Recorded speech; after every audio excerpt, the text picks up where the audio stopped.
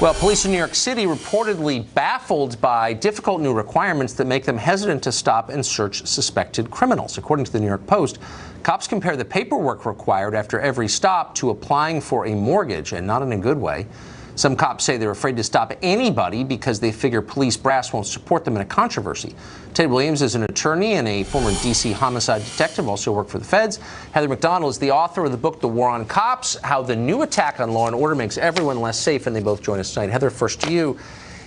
Crime is going up in certain parts of the country. That seems obvious, not just the murder rate, but the armed robbery rate, for example. Is this part of the reason?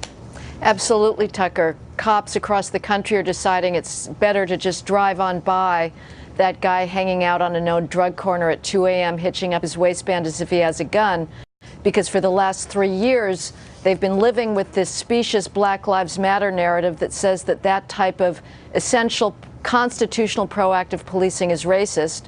They're worried about getting caught on a cell phone video having to use lawful force to subdue a resisting suspect. And they don't have to make those stops. Those are purely discretionary.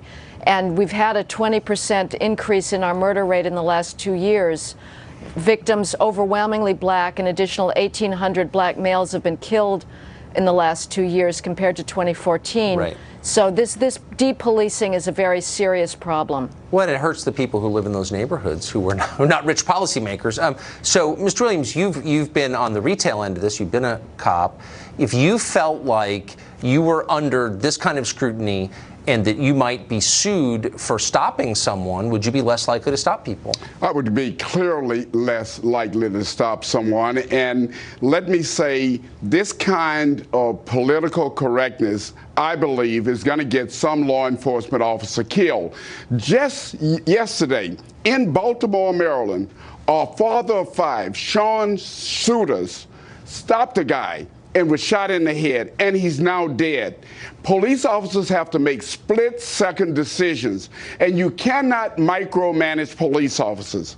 And I'm just really upset with the manner in which New York is trying to micromanage their police officers, and they don't have the backs by their supervisors don't have their backs, and that is very troubling. And it's obvious, and it's not just in New York, it's in a lot of other cities, including Chicago. Heather, there's got to be a way to work against or try and stop the abuse of power by anybody in authority, because it's always wrong, but at the same time allow police to keep crime under control. Why do we have to overcorrect so dramatically?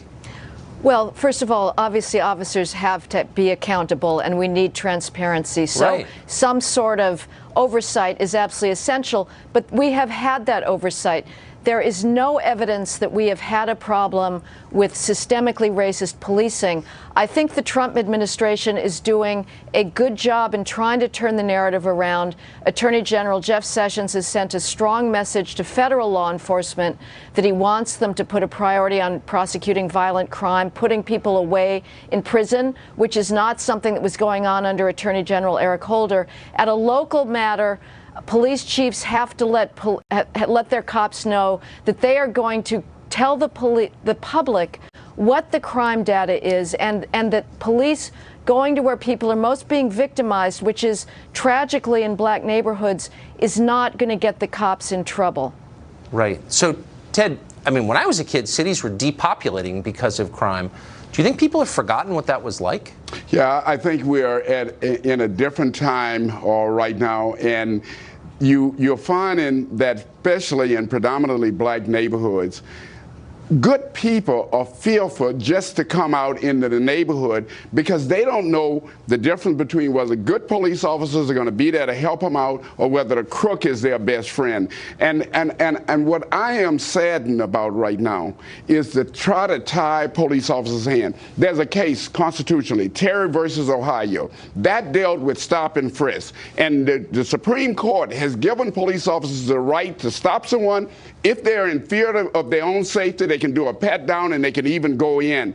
And now we seem to try to erode even Terry versus Ohio, and you're putting police officers' lives in danger. So, Heather McDonald, really quickly, where can you get crime statistics that you can believe? It feels like they're politicized and there's a lot of lying about them. How can you find out what the crime rate is in your city?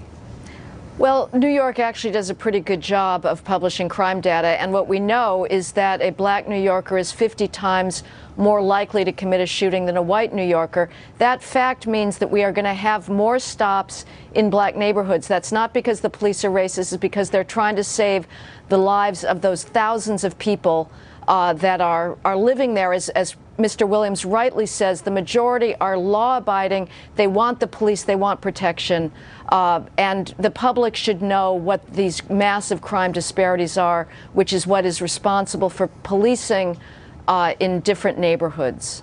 Yeah, so normal people can be protected. Ted, Heather, thank you very much. Thank you.